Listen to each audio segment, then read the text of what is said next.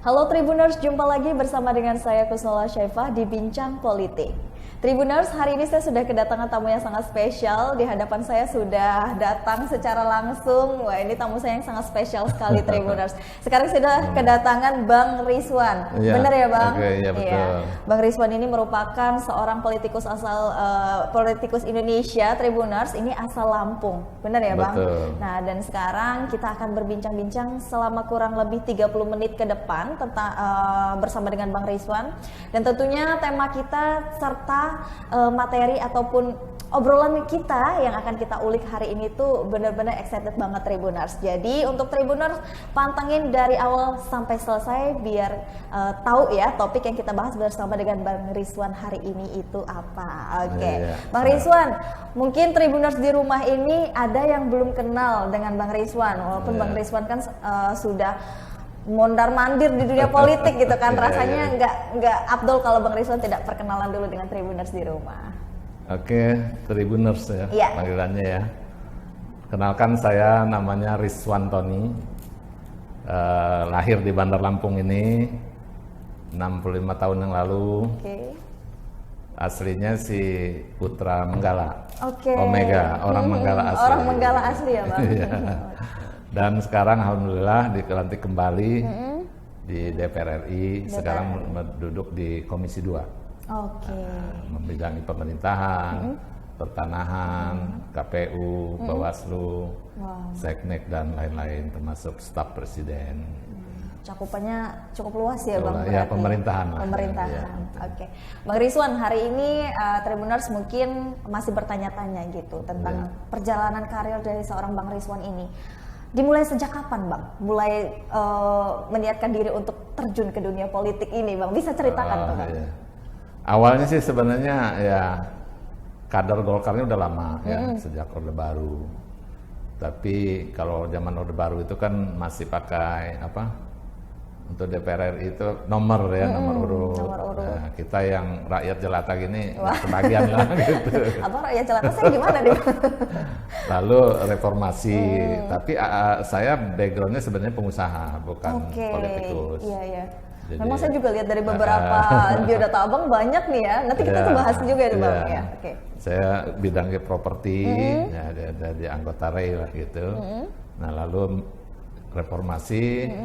Nah reformasi kan tahu sendiri ya, perubahan ekonomi segala macam berubah, politik berubah. Nah akhirnya saya berkecimpung serius lah. Serius di dunia politik. Di dunia politik mulai di 2004. Di 2004. Alhamdulillah langsung terpilih gitu. Jadi 2004-2014 awal saya jadi DPR. Oke, jadi memang 2 periode berarti, Bang ya?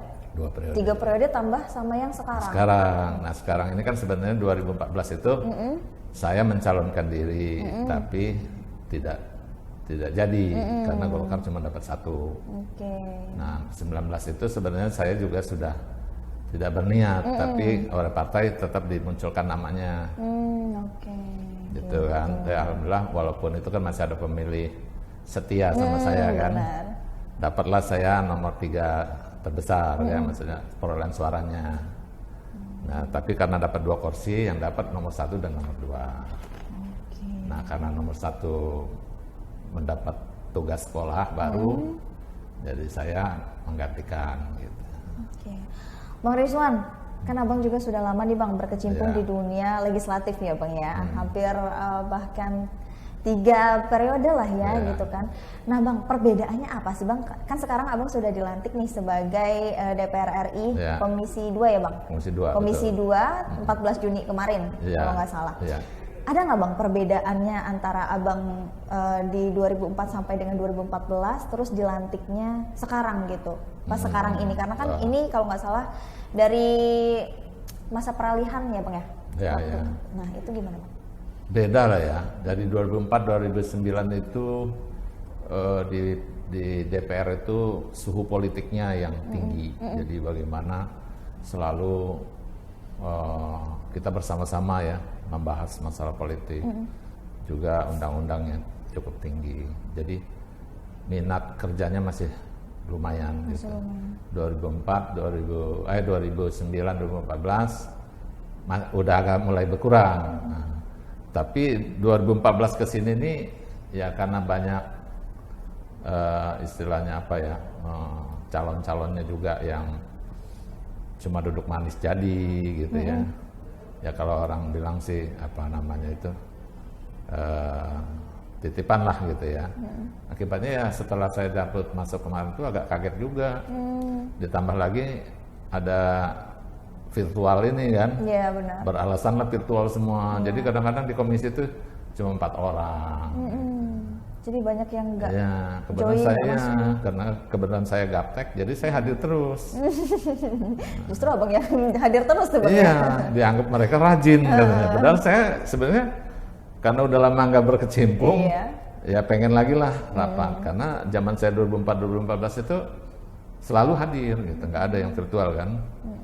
Gitu. Jadi ada agak beda, terus banyaklah yang ini. Jadi dari segi kesejahteraan pun sebenarnya kalau DPR sekarang ini korupsi itu udah keterlaluan gitu. Gitu ya bang. Ya, sebab yang ada sekarang ini sudah cukup mestinya. Lebih dari cukup. Lebih dari cukup gitu. Ya.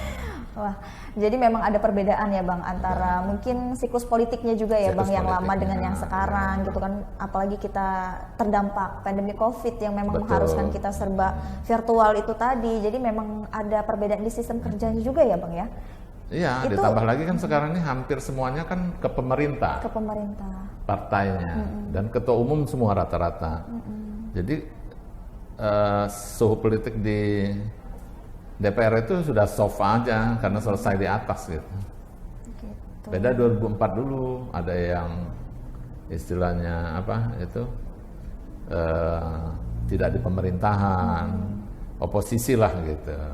Jadi selalu ada pertempuran tuh, sidang-sidang banyak kan malah waktu itu hampir voting terus setiap memutuskan sesuatu. Iya. Nah bang, sekarang kan menduduk di Komisi 2. Bisa jelaskan tupoksi dan kerja abang di Komisi 2 ini ngapain aja gitu bang, dan sampai sejauh ini sudah melakukan apa bang? Nah saya kemarin itu ya selama 2 bulan ini membuat daerah otonomi baru. Daerah otonomi baru DOB ya untuk Papua. Jadi Papua ini sekarang ini yang kemarin sudah kita resmikan 3, ada Papua Tengah, Papua Selatan, sama Papua Pegunungan. Oh gitu. Jadi di Papuanya sendiri udah ada 4 nih provinsi ya itu ya, jadi provinsi.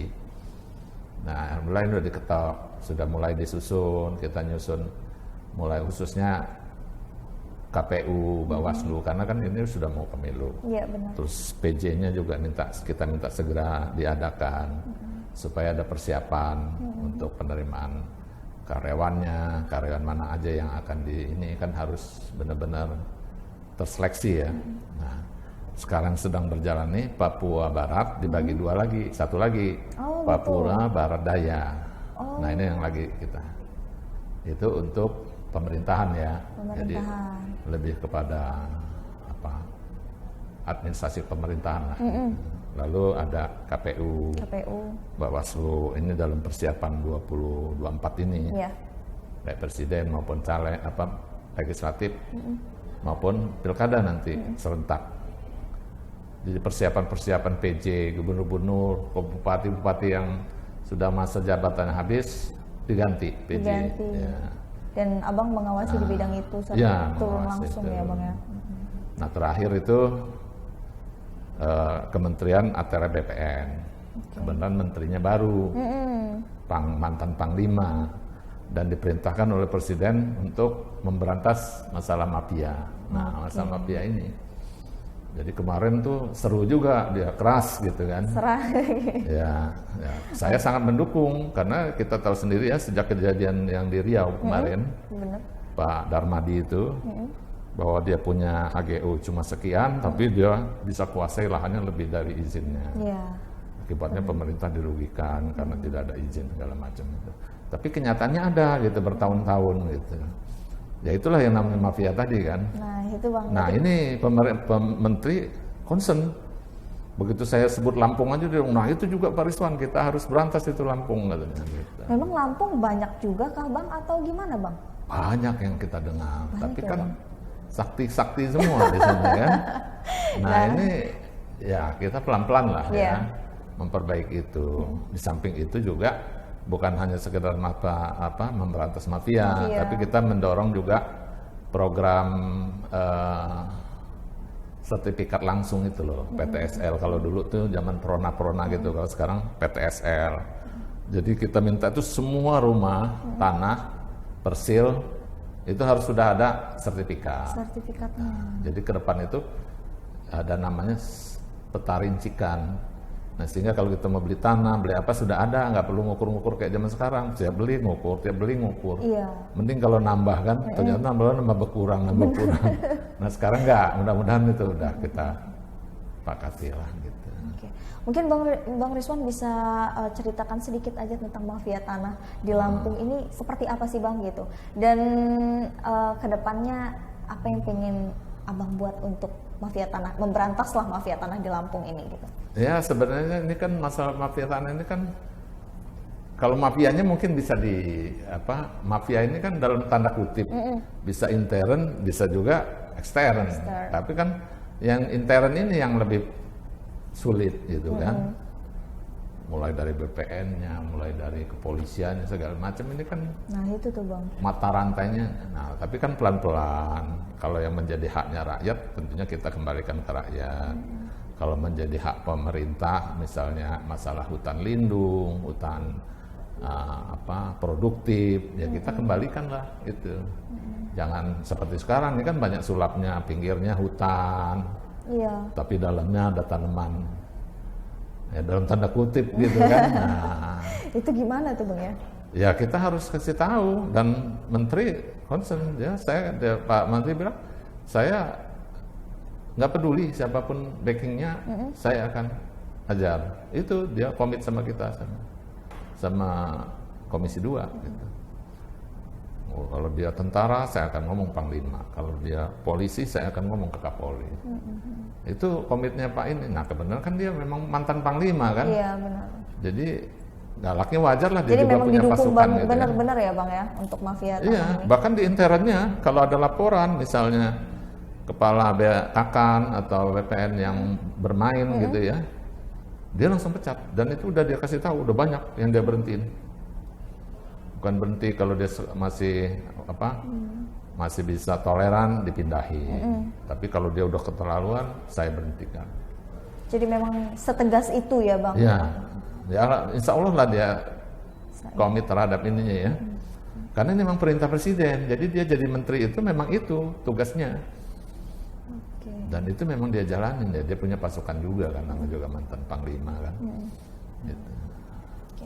Nah Bang, kita kembali lagi ke posisi Abang nih sebagai anggota DPR. Ada nggak sih Bang kesulitan atau terjun langsungnya gitu di anggota DPR RI ini gitu yang Abang rasakan? Kayaknya sih nggak ada ya. Nggak ada. Memang karena pertama kalau jadi anggota DPR itu kan kita nomenklaturnya aja yang kita bisa beda, pindah komisi. Nah saya baru 1 hari atau 2 hari udah langsung suruh baca pemandangan umum ini kan. Orang juga heran, nih Bang Rizwan nih orang baru apa ya, sebenarnya orang baru tapi bungkusnya lama gitu kan. Gitu. Ya tinggal menyesuaikan aja, karena saya kan 10 tahun di Komisi 5. Komisi pembangunan ya, transportasi segala macam. Nah, masuk ke sini kan ke pemerintahan. Nah, memang kalau untuk pasal-pasal urusan pemerintah itu ya agak mudah juga gitu. Tapi kalau tanah, karena saya ada background saya real estate, saya udah biasa main tanah dari dulu. Jadi udah tahu lah mafia-mafianya, cara kerjanya itu udah tahu. Jadi udah tahu ya Bang ya? Tahu, karena kan kita dulu tukang bebas juga. Ya dikerjain di ini juga gitu. Sempet-sempetnya ya Bang ya? Dan ada yang bisa kita selesaikan juga gitu. Berarti kesibukan Abang selama jeda 2014 sampai dengan itu aktivitasnya ngapain Bang? Bisnis ya, berarti memang Abang berkecimpung di dunia bisnis juga. Bisnis apa ya Bang yang sedang dijalankan? Tapi karena kemarin ini agak lesu ya, jadi ke peternakan gitu. Peternakan juga main ya Bang? Ya. Kemarin juga ada resto-resto anak saya, tapi sejak COVID ini kan pada tutup semua. Gitu ya Bang. Ya. Memang kalau Abang sendiri merasakan dampaknya nggak sih Bang dari pandemi ini? Sangat mendapat. Kalau rumah udah jelas nggak ada yang jual, abang nggak ada yang beli. Rumah yang jadi aja kalau kita jual susah. Susah ya Bang. Apalagi rumah yang belum jadi. Order tuh nggak ada, kosong. Nah, usaha-usaha lain ya kayak resto kemarin itu hampir belum tiga, karena kan saya punya resto juga banyak di mall-nya. Mall-nya kan suruh tutup kemarin. Iya. Tutup sebulan, ada yang 2 bulan. Saya pikir kan karyawannya aja. Ada karyawan yang memang harus kita gaji juga ya Bang ya. Subsidi disiram karena yang peternakan ini ya alhamdulillah masih jalan terus. Kalau peternakan masih jalan Bang. Ya, tapi ayam kan, orang kan masih makan ayam juga. juga. Iya kalau ayam. Kalau ayam dia nggak kena PMK juga Bang ya? Enggak. Kan sapi ya untuk ayam kan paling virus yang apa sih dulu ya kayak ini. Virus flu burung kayak ya, itu. Flu burung gitu. Oh gitu. Nah, tapi ada, cuma nggak separah dulu, belum jadi pandemi lah. Itu berarti dalam ternakan atau memang Abang jual sudah ayam? Nggak, kerjasama aja. Oh, kerjasama big boss besar juga, sama Bapak.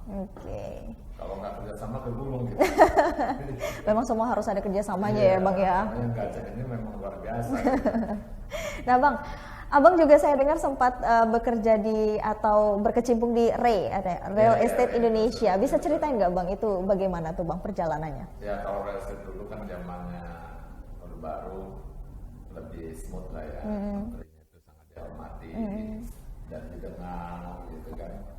Terus kita membangun juga nggak sembarangan, selalu bangun tuh ada fasilitasnya.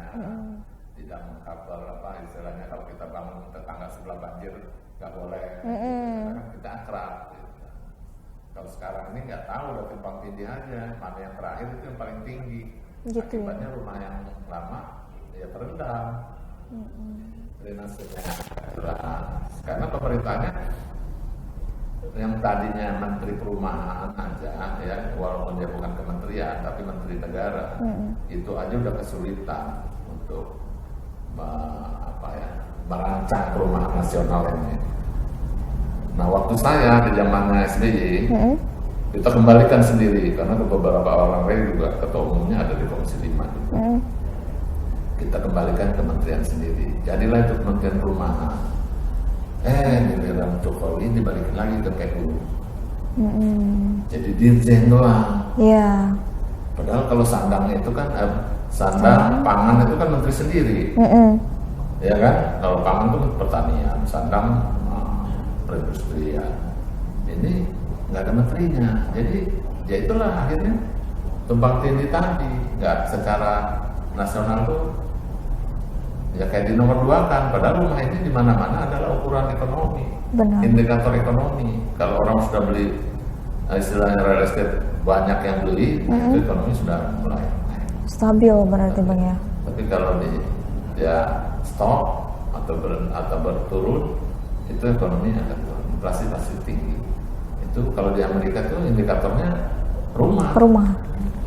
Berarti Abang waktu di REI itu mengurusi real estate seluruh Indonesia atau hanya jangkauan Jakarta atau gimana tuh Bang? Seluruh Indonesia. Kalau kita real estate perusahaan, itu kita kan dulu kan semua harus terdaftar. Kalau dia tidak terdaftar di REI, dia tidak bisa dapat fasilitas pemerintah, baik itu kredit maupun fasilitas lainnya. Kalau sekarang kan banyak, REI juga udah bermacam-macam sejak reformasi ini kan. Nah jadi kurang termonitor, bahkan tidak masuk anggota REI pun sekarang udah banyak sekali. Bikin mall, bikin apa itu kebanyakan bukan anggota REI. Oh gitu ya Bang. Kalau dulu nggak boleh, dia harus cantum, dia bikin mall gitu, di bawahnya harus dicantumkan. Harus tercantum ada juga. PT apa gitu developernya, anggota REI nomor berapa. Oh gitu. Kalau sekarang? Sekarang udah bebas berarti. Kita nyari ini PT-nya siapa sih? Nggak ada. Tapi kalau dia kalau dulu kan tercantum anggota REI nomor berapa, seumpamanya nomor 1234. Nanti kita cari anggota PT ini. Nanti ada kesusunan pemilikannya. Direksinya siapa? Jadi kita tahu kalau mau beli rumah, oh ini yang punyanya. Yang punyanya. Berarti kalau seperti itu jauh lebih mudah, kayak banyak real estate bodong gitu nggak sih bang? Kalau dia, kan ya. banyak sekali, apalagi udah bawa-bawa Islam gitu. Iya benar. Syariah. Banyak kan ketipu semua. Benar-benar, apalagi dengan DP yang murah gitu kan ya. Jadi di Bogor segala macam di daerah-daerah juga banyak. Gitu. Abang berapa tahun bergelut di REI itu bang? Saya sejak 94 sampai reformasi masih di PPU besar. Nah, lalu reformasi sudah agak berkurang. Sempat nambang juga saya. Oh nambang juga bang? Nambang bara ya. Wow, abang ini memang penjelajah banget ya bang, nggak di politik, entrepreneur juga nih bang. Sengaja sebenarnya. Kok bisa bang nggak sengaja? Ya, karena saya dulu kan termasuk kontraktor yang membangun perumahan untuk KPNC-nya. Jadi saya punya beku, punya dosa itu banyak. Oke. Nah begitu reformasi itu macet kan, saya pulangin tuh, saya udah nggak mampu bayar, dia bilang gimana sih sama leasing kan, mereka cariin kerjaan, kalau nambang gimana? Saya ngebayangin nambang itu kan masuk-masuk. Iya. Pas saya ke Kalimantan ternyata enggak, memang ada di tanah di atas depannya, cuma digali-gali gitu. Itu abang terjun langsung atau memang ada anak buahnya atau gimana tuh bang? Ya ada nambang saya, ya, tapi saya waktu melihatnya terjun langsung. Terjun masuk langsung. Itu, sampai 20-40 kilo ke dalam hutan itu, masuk. Melihat gitu. Karena saya mau buktiin juga benar nggak itu. Ternyata benar. Ternyata benar ada tambang batu bara di dalam. Cuma sayangnya itu saya duluan, terlalu duluan. Harga masih murah. Ya waktu itu sih lumayan lah bayar utang gitu. Karena reformasi kan. Tapi setelah saya tinggal, malah harga naik, malah mulai tamu-tamu besar mulai hidup. Jadi 2004 itu saya berhenti, orang baru mulai. Nah itulah sekarang yang hidup besar-besar itu, termasuk Bumi Resources itu kan 2004. Kenapa abang nggak lanjut lagi untuk tambang? Ya saya berpikir dulu tambang itu ya segitu aja gitu, karena otak kita kan ngepas juga gitu, nggak berpikir kayak Bakri kan langsung jual hook gitu di London segala macam gitu kan.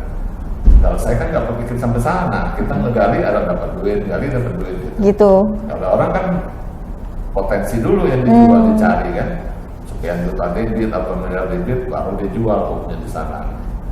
Nah dia udah dapat duit di muka gitu. Oke. Nah berarti selain main di real estate, tambang, terus setelah itu apa lagi bang? Bisnis kebun. Tebu. Oh ada tebu juga. Ya. Bekerja sama PTP sama PT satu lagi apa ya? PSMI ya. Nggak besar sih 210 hektar. Waduh bang. Segitu aja nggak besar, gimana bang yang ya, besarnya bang? Itu orang kan puluhan ribu hektar, kita cuma 200. Tapi lumayan lah. Tapi lumayan lah bang ya. Kalau krisis gitu. Nah bang, abang ini menarik sekali karena selain menjadi politikus, abang juga entrepreneur. Bisa jelaskan dengan Tribunas kayak perbedaan antara menjadi politikus dan entrepreneur ini pasti ada bedanya lah bang, gitu kan? Apa ya, tuh bang bedanya? Sih ya, kalau politikus itu kan lebih apa ya? Lebih menciptakan sesuatu gitu. Terus menyelesaikannya itu tidak tuntas gitu. Memang dibuat tidak tuntas gitu. Kok gitu bang? Iya, emang politik begitu. Coba aja dalam perkara apapun, mau dia calon presiden, mau itu ngambang semua kan? Agar terus berlanjut atau? Iya begitu. Gitu. Jadi eksekusinya berlarut-larut. Tapi kalau bisnis kan makin cepat, makin bagus. Gitu. Ikan cepat ikan jago. Makin cepat makin bagus ya bang. Eksekusinya kan makin cepat, otomatis kan biayanya lebih murah. Kan kalau bisnis gitu kan, jangan berlama-lama gitu. Benar. Tapi kalau politik ini istilahnya kalau bisa selesai besok kenapa harus sekarang gitu. Gitu ya. Nah, karena apa? Bukan ngulur waktu, bukan. Ada aja pemikiran baru gitu. Pada saat itu ditunda, nanti ada pemikiran baru. Itulah politik. Politik dan pengusaha ini tadi ya bang ya. Oke. Kalau abang disuruh memilih Untuk memilih menjadi pengusaha dan politikus, abang mau pilih yang mana bang? Ya pengusaha. Pengusaha. Ya. Kalau pengusaha ini apa ya? Kita keringat sendiri. Kita ya nggak perlu apa ya neko-neko lah gitu. Modal 10, 20 itu uang dingin. Uang dingin. Memang untuk kita gitu kan. Dan perputaran uangnya juga lebih cepat di entrepreneur mungkin bang ya. Betul. Jadi selama 10 tahun kemarin itu malah banyak tekornya tuh. Oh gitu bang. Iya. Karena kan nggak ngurusin perusahaan. Oh iya, karena memang di politik juga bukan niatnya mencari sesuatu ya bang ya, tapi kan betul. untuk Ya alhamdulillah sampai sekarang ya selamat aja. Selamat aja. Dan Karena kalau buka-buka di Google, Google atau apa anggota dewan yang 2014 ya terbaik terbersih, nah itu termasuk saya itu. Oh. Bisa aja dibuka nanti. Wah luar biasa Ya. memang, luar biasa memang abang ya. Pertahankan bang, Oh, iya, karena harus. mencari orang yang bersih di zaman kita sekarang ini sulit bang. Iya, betul. Kalau bukan abang, siapa lagi nih yang mau menuntun gitu kan ya, Betul. termasuk saya Itu juga. luar biasa loh. Bener ya bang. Di UB itu kemarin, kaget juga saya tuh. Tapi alhamdulillah saya masih ingat lah. Gitu. Jangan bawa saya dulu nih. Iya. Politik Akhirnya memang. ribut kan kemarin kan sempatnya ada bupati tidak ada. Ya, saya tenang aja alhamdulillah saya nggak apa-apa. Oke, memang politik agak sulit ya bang gitu ya dunianya gitu. Ya. Nah kita berbicara untuk politik dulu nih bang, politik ya kan ya. Abang kan lumayan sudah cukup lama, hampir 10 tahun lebih bahkan kan di dunia politik ya bang gitu. Di 20 tahun bahkan bang ya. Di 2024 nanti kan kita mau pemilihan besar-besaran nih bang gitu kan. Presiden. Ya entah presiden ataupun pilkada gitu. Abang mau nyalonkan diri juga, lanjut ke legislatif atau naik ke eksekutif atau bahkan pilkada nih bang? Mungkin saya tetap di legislatif. Legislatif. Karena ada tugas juga dari partai. Golkar itu kan di dapil 2 ini dapat 2 kursi. Nah kawan kita yang kemarin sekolah ini kan suaranya cukup besar. Nah saya ditugaskan untuk mencari itu. Artinya kursi Golkar tetap harus 2, nggak boleh kurang. Ya makanya udah mulai sering turun. Cuma kerasa juga gitu. Ternyata badannya udah tua juga. Tapi mukanya masih muda kok bang, beneran mukanya kalau dilihat kayak gini masih umur 40-an lah gitu. Mungkin karena ini tadi bang ya sering mengolah itu tadi, jadi kan awet muda gitu. Ya, jadi pemikiran itu kan dibawa positif aja. Iya benar. Ya, kalau bawa positif ya semuanya kan karena Allah juga ya. Kalau kita selalu sadar ini semua karena Allah, ya kita nggak usah menyesal gitu. Misalnya, tadi gini ya, coba kalau gua ambil, terus kita nyesel. Gitu. Buat saya itu nggak perlu gitu. Karena udah pilihan. Benar. Ya Allah juga ada tentukan itu gitu. Nanti mungkin kalau kita ambil kita yang celaka. Gitu. Karena kan apa yang itu belum tentu baik buat kita ya bang ya. Betul. Benar. Termasuk kita nggak jadi pun kita mungkin disuruh stop gitu ya. Alhamdulillah kan bisa sholat 5 waktu di masjid. Iya betul. Nah pas kemarin abang perjalanan berarti belum kepilih ya? Berarti di 2014 itu ya bang, abang mencalonkan kemarin. Iya. Belum terpilih itu berarti ngapain tuh bang aktivitasnya? Berarti melanjutkan bisnis itu tadi ya? Melanjutkan bisnis, kan nggak sadar juga anak udah besar. Jadi mulai mendidik anak gitu ya. Nah, itu pun juga mendorong dia kan saya. Saya udah berkecimpung ke ya akhirat lah, persiapan gitu kan. Benar itu, jadi kita tahu sholat yang benar. Dulu kan kita tahunya guru kita atau kebiasaan kita itu begini sholatnya gitu. Ternyata kan banyak juga yang salah gitu, karena tidak sesuai dengan syariat yang dicontohkan oleh Rasulullah Gitu. Nah selama 5 tahun itu di situ begini, alhamdulillah gitu, kita positifnya aja. Iya benar. Coba kalau saya terus mungkin Ya. Mungkin masih sibuk dengan dunia itu saja ya Bang ya. Nggak tentu ke masjid. Soalnya berpikir kan, sholat di sini aja sama gitu kan di ruangan. Ternyata kan beda. Laki-laki itu harus ke masjid, harus berjamaah. Berarti memang semua ada hikmahnya, Tribuners ya. Jadi dengan kemarin gagalnya Abang terpilih, itu kan lebih mendekatkan diri, mencari supranatural lah, peragamaan ya, dan juga meneruskan dunia bisnis di bidang entrepreneur itu tadi, Tribuners gitu. Ini positif banget nih, Bang, ya, beneran. Kan 14 itu soalnya udah bisa-bisa berjuang, nggak jadi. Itu kemarin saya nggak berjuang, jadi gitu kan. Iya, semua rahasia Allah. Jadi kalau dibilang 19 nggak berjuang, kan 14 yang berjuang, benar, maksudnya perbedaan aja. 14 itu luar biasa, jungkir balik kita hampir setiap saat ada di daerah. Nggak jadi. Itu DPR RI ya juga ya Bang? Untuk running berikutnya kan saya di 2004, 2009 ya kan, terus 2014. 14 tuh nggak jadi, padahal udah bisa-bisa.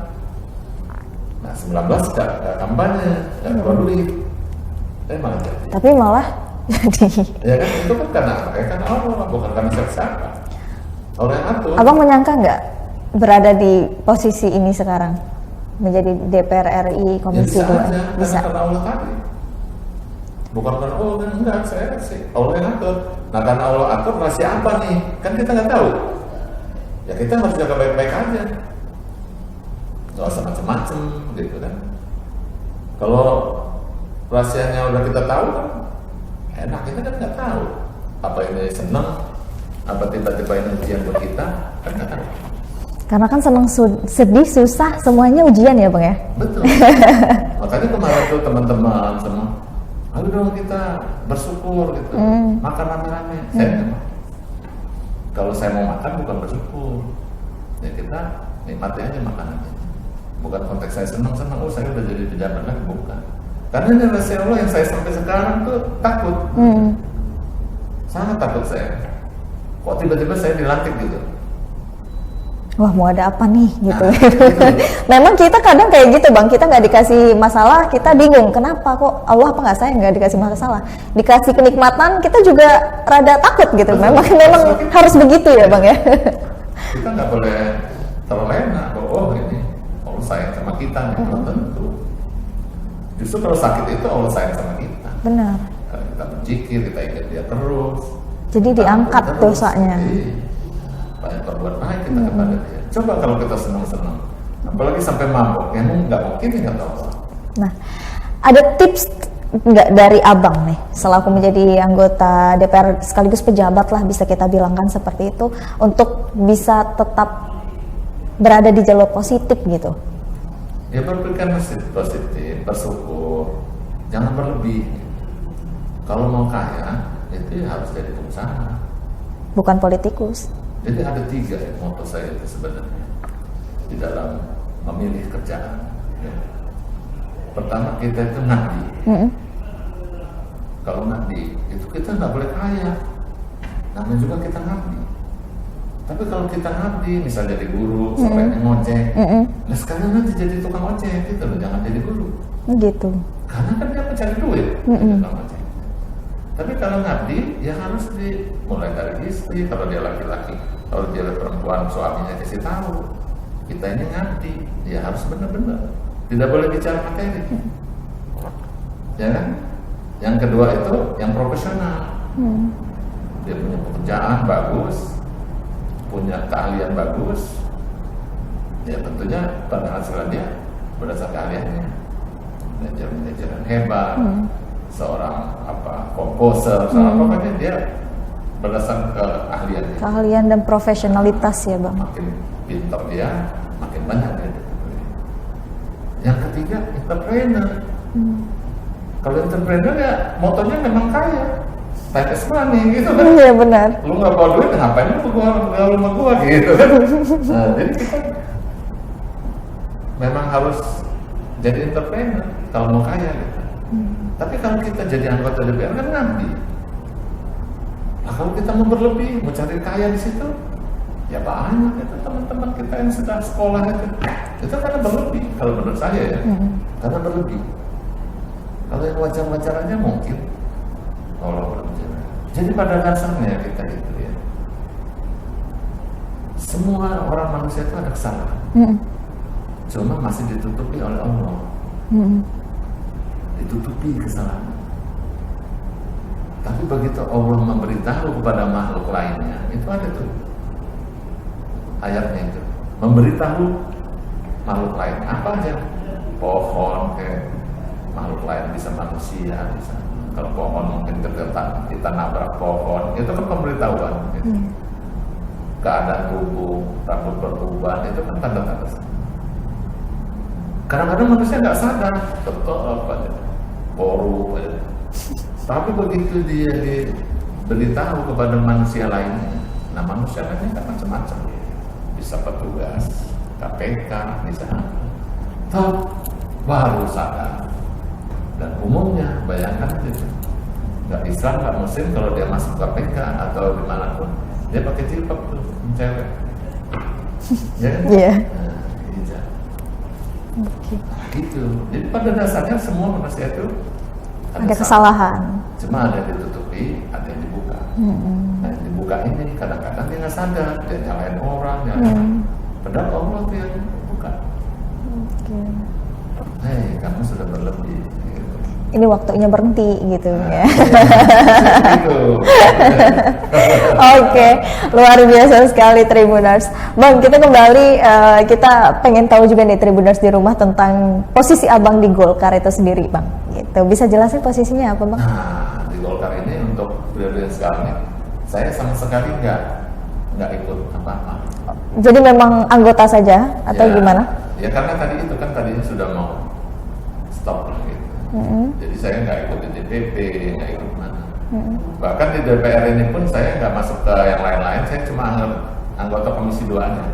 Anggota Komisi 2 aja. Ya, tapi ya, kalau badan-badan tuh ada yang mudah-mudahan badan legislasi, apalagi anggaran saya pasti tolak. Kalau anggaran itu jangankan saya bayar, kan kebanyakan tuh bayar. Saya dibayarnya nggak mau. Ya. Kenapa Abang nggak mau? Ya itu api. Kan Abang bisa ada cara untuk tidak. Nggak bisa itu. Lingkarannya api ya. Kita pasti kena api. Terimbas ya Bang. Ya. Jadi lebih baik kita. Terimbas aja. Kalau kena api kan tetap aja kita lecet. Jadi lebih baik tidak mendekati api. Ya betul. Nah kita ngabdi aja di Komisi 2 kan banyak kerjaan itu. Pemekaran. Benar. Pemerintahan. Kan sekarang masih masih belum boleh ya. Masih apa istilahnya itu? Moratorium. Nah, tapi kalau moratorium buka, saya mau mulai itu di Lampung Tengah itu dibagi 2 lagi. Oh, dibagi 2 lagi. DPRD-nya kan sudah setuju. Tinggal kita. Jadi mau ada pemekaran rencananya di Lampung Tengah. Kenapa memilih Lampung Tengah, Bang? Lampung Timur juga saya dengar-dengar waktu itu. Lampung Timur juga nanti jangan di sana. Oh iya, waktu itu kan mau ada Lampung Tenggara. Ya, di betul, Lampung Timur, Buan Maringgai. Tapi itu kayaknya sudah padam lagi Bang, nggak terdengar lagi ada progresnya. Karena moratorium dari pusatnya. Kan kalau di Sumatera ini kan, kalau Aceh itu kan pondok itu kecil. Daerahnya lebih kecil dari Lampung ya. Iya. Lampung kan kepala ikannya, kalau Aceh kan buntut. Nah Aceh itu kabupaten kotanya 25. Kabupaten kotanya 25. Kita yang besar begini baru berapa? 14 atau 15? 14. Nah menurut Abang sendiri makin sulit nggak sih Bang kalau lebih banyak pemekaran seperti itu? Atau lebih gampang? Mendekatkan administratifnya. Ya. Kita positifnya gitu ya, hanya berpikir negatif forumnya gitu. Tapi secara administratif kayak Lampung Tengah itu kan Rumbia gitu ya. Rumbia ke sana ya dengan teman-teman yang lain lah kayak seperti Surabaya gitu. Itu mereka ke Kota Gajah itu jauh sekali. Mungkin Kota Gajah ke Bandar Lampung tuh masih dekat ke Bandar. Masih dekat ya. Jauh, apalagi jalanannya lebih jelek. Terus dari Kota Gajah ke Bangunrejo sampai yang dekat Ring Sewu itu loh. Apa namanya itu? Itu jauh juga. Nah itu akan dipecah. Idealnya dipecah. Jadi secara luasan wilayah memang terlalu luas, penduduk juga sudah padat. Sudah padat juga. Nah, kalau sudah dipecah gitu berarti ada alternatif infrastruktur lain nggak Bang untuk ya jaraknya supaya lebih dekat gitu tadi? Ya otomatis kan infrastruktur daratnya tuh akan lebih bagus. Lebih bagus. Karena kan Contohnya? bupatinya juga nggak mau susah-susah dong datang ke Bandar Lampung kalau jalan seperti sekarang gitu kan. Otomatis kan menjadi jalan nasional, jalan provinsi. Antar kabupaten itu namanya jalan provinsi. Nanti akan diperbaiki. Sudah jelas anggaran juga akan bertambah untuk Lampungnya secara keseluruhan ya. Berarti ini program bidang pemerintahan dari Komisi 2 ya Bang ya untuk Lampung sendiri gitu. Oke. Ini memang sudah direncanakan ya Bang? Sudah berjalan atau sudah? Sudah disetujui oleh DPRD-nya. Itu kan persetujuan DPRD dulu. Ya, itu kan cuma masalah kalau luasan wilayah itu kan kebanyakan sejarahnya dari kue danaan dulu. Kue danaan akhirnya dijadikan kabupaten. Oke, seperti itu. Ada kesulitan nggak sih Bang? Yang mana? Untuk pemecahan wilayah ini? Sebenarnya sih sulitnya nggak terlalu sulit ya. Paling sulit itu kan masalah ibu kota, lalu masalah infrastrukturnya termasuk pengadaan gedung-gedung. Gitu. Tapi biasanya sudah di pusat udah. Cuma masalah lahan aja yang harus benar-benar hibahnya itu positif. Pengalaman yang lalu-lalu itu kan di atas kertas semua. Nyatanya begitu udah dibeli DOB ternyata lahannya nggak siap gitu. Itu juga yang bisa menjadi catatan untuk kedepannya mungkin Bang ya gitu dalam perbaikan. Biasanya kita yang sekarang ini lebih telaten ya, kita harus cek dulu gitu.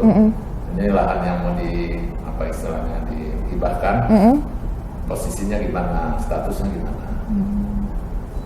Gitu, oke. Ya kami sih para masyarakat kecil ini ya Bang gitu berharap sekali lah Bang. Ya. Berharap sekali gitu kan ya. Karena kan kalau tidak dengan suara kami bisa sampai ke Abang lah suatu perwakilan kan gitu. Siapa lagi dan kapan lagi gitu. Karena kesejahteraan ini kan kita juga butuh pemerataan lah Bang gitu. Ya saya beraspirasi di sini. Di Jalan Selamat ya di Garut Tengah. Oh ada. Nomor 5 ya. Siapa aja boleh menitipkan persoalan. Nah, sekarang kan sudah mulai banyak tuh yang masalah tanah itu. Ya. Biasanya kalau modus untuk mafia tanah itu apa sih Bang yang sering banget gitu Abang temui? Banyak ya. Kalau di Jakarta itu kan kota besar lain-lain tuh. Kalau kota besar tuh tiba-tiba sertifikatnya sudah ada dimiliki orang. Oh gitu. Banyak itu. Kejadian beberapa artis itu kan gitu. Tiba-tiba tanahnya sudah milik orang dan orang tuanya diusir. Padahal orang tuanya nggak merasa menjual. Itu kok bisa ya Bang seperti itu ya? Ya karena mafia internetnya berjalan. Gitu. Makanya nggak heran sih banyak pemberitaan yang bahkan sampai ya kalau untuk sebatas dari kepala desa itu kayaknya masih kecilnya ya Bang ya, masih lingkup kecilnya gitu ya. Ini kalau udah sampai sendiri dari internetnya lah BPN-nya, masalah HGU misalnya, dia kan bermain sama perusahaannya. Kan nggak mungkin dia nggak tahu. Kita aja yang orang mengumpamanya nggak tahu. Tapi akhirnya kita bisa tahu. Tapi luasan kan mereka yang lebih tahu. Apalagi sekarang kan udah zaman canggih ya, nggak kayak zaman dulu tuh diukur-ukur tembak-tembak. Kalau sekarang kan udah pakai satelit semua. Satelit memang. Jadi mulai tanah semeter, 2 meter sampai ribuan hektar, gampang mengukurnya, tidak sulit lagi sekarang. Tapi kalau untuk ada potensi kecurangannya lebih besaran mana, manual atau sudah pakai satelit itu Bang? Akuratnya sih satelit. Akuratnya satelit. Kalau manual itu kan kebanyakan ngitungnya juga bisa salah, apalagi tanahnya tidak bidang ya, tidak panjang kali lebar bersama. Bisa nakuk-nakukin. Nah kalau kasus yang pernah Abang dengar tentang mafia tanah di Lampung ini ada Bang? Banyak. Contoh dan salah satu kasusnya ya, mungkin? Nggak bisa disebut. Nggak bisa ya? Karena ini gajah-gajah Lampung semua. Gajah-gajah Lampung semua ini, tapi yang jelas. Nanti saya dicari. Tapi yang jelas ada Banyak. Banyak. Dan itu kejadian dari saya kecil. Sekarang ada penguasaan yang tidak pada tempatnya. Jadi kalau diberi izin nggak bisa, tapi mereka bermainlah. Jadi mafianya dari lokal, macam-macam ya. Selain mafia tanah, mafia apa lagi tuh Bang? Kira-kira yang Abang temui banyak di Lampung ini? Kalau di Lampung kan banyak ya. Kemarin kan mafia minyak goreng. Bener juga ya, mafia minyak goreng. Padahal sebelum minyak goreng di sini. Di sini, penimbunannya juga di sini gitu. Luar biasa sekali. Bang, terakhir nih untuk posisi gitu. Berarti Abang sudah nggak mau lanjut beralih ke legislatif atau pilkada? Nggak mau? Tetap di legislatif? Tetap legislatif ya? Pilkada biarin lah yang lain lah ya. Kalau pengen lanjut ke legislatifnya, RI lagi atau gimana? RI. Karena dua kursi tadi tetap punya Golkar di RI. Kalau dari partai sendiri sudah ada ini Bang, pembicaraan untuk Abang maju lagi? Ya udah. Ada perintah itu tadi. Kita harus dapat dua. Soalnya kalau baru ya agak sulit. Caleg baru itu untuk menguasai satu daerah itu sulit. Ya, termasuk ada mafia-mafianya tadi, mafia politik itu namanya kan. Itu beda lagi, udah masuk ke mafia politik gitu. Karena memang banyak nggak dapat apa-apa. Karena kan orang nggak ngerti, orang kota apalagi datang ke desa bingung lah. Dan nggak tahu gitu kan ya. Ditangkap sama mafia politik di desa tadi kan. Dikelola lagi, keluar dana banyak, tapi suaranya nggak ada. Itu juga yang kadang membuat pemula ini jadi kayak takut, apalagi untuk pemula yang dananya ya kan, dananya pas-pasan gitu kan ya, tapi pengen nyalon, tapi takut juga di sisi lain gitu. Itu juga yang membuat pas-pasan lebih baik nggak usah ya. Memang kalau politik harus siap dana, benar ya Bang? Harus ya, itu nggak bisa. Kalau tanggung-tanggung jangan, pasti digulung sendiri. Abang masih percaya nggak sih kalau politik itu bisa tidak memakai uang dan dana, tapi dengan pengabdian ke masyarakat? Ya pengabdian kalau dia datang kan pakai uang. Tetap aja ya Bang berarti. Seminim-minimnya kita itu harus ngasih minum, ngasih makan. Kalau dia makan siang. Jadi kalau mau mainnya nggak ini, ya datangnya pagi. Jadi pas mereka sudah sarapan. Ya, snack aja gitu kan. Bisa. Alasan pergi. Jadi nggak ngasih makan siang. Ya, gitu. Kita mulai lagi. Abang ini bisa aja. Ya memang begitu, mensiasatinya. Supaya apa? Nggak keluar biaya itu dalam konteks tadi. Kita nggak mencari apa gantinya. Itu kalau udah keluarnya banyak kan orang pada cari gantinya. Nah itu dia Bang. Susahnya kalau punya mindset harus balik modal. Ya. Nah itu. Tapi sebenarnya kalau di DPR RI nggak ngapa-ngapain udah balik modal. Iya beda kalau di kalau DPR. Lebih, nah itu tadi. Berarti kalau orang. Berarti kalau Bang bisa katakan di DPR RI ini sudah lebih dari cukup lah ya gitu. Lebih dari cukup. Lebih dari cukup. Bukan cukup aja, lebih dari cukup. Dan itu bisa running lagi untuk ke depan. Oke. Terakhir nih Bang, harapan Abang untuk pemilu 2024 nanti seperti apa? Ya kalau legislatif sih umumnya ya saya berharap sih ya tadi itu timbul politik atau legislatornya yang berbobot gitu ya. Tidak semata-mata mencari uang gitu. Kalau bisa dia menjadi DPR itu sudah punya keuangan yang baik finansial, lagi mencari uang di situ, tapi dalam konteks pengabdian. Karena dengan saya melihat begini sebenarnya nggak ngapa-ngapain sudah lebih dari cukup. Ibaratnya dia tinggalkan usahanya, dia ngabdi aja cukup. Usahanya ya anaknya yang jalannya gitu. Tapi kalau dia konteks mencari uang ya bisa celaka. Gitu. Tapi pasti dia tidak berpikir positif untuk kepentingan negara. Nah sedangkan untuk presiden, kita berharap yang lebih baik lah, lebih baik, jujur, peduli pada masyarakat, tidak adu domba, gitu, harus tegas. Gitu. Sehingga umat ini kan ada panutannya, gitu. Tidak boleh tidak tegas. Jangan seperti sekarang. Mau lebaran sekarang boleh, lebaran besok boleh. Akibatnya suami istri ribut, anak mau bapak ribut. Antar intern aja ribut ya Pak? Kalau dulu kan nggak boleh, gitu. Boleh hanya istilahnya mau buka puasa sekarang boleh, tapi sholatnya satu sekali, nggak boleh ada sholat luar apa, sholatnya ke pemerintah, di luar itu nggak boleh gitu. Nah itu kan jadi apa ya? Jadi aman gitu, tentram gitu loh, orang nggak ribut.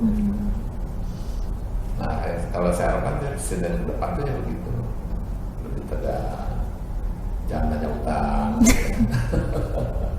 Mungkin abang bisa membantu bayar hutang negara kita. Masyarakat yang bayar.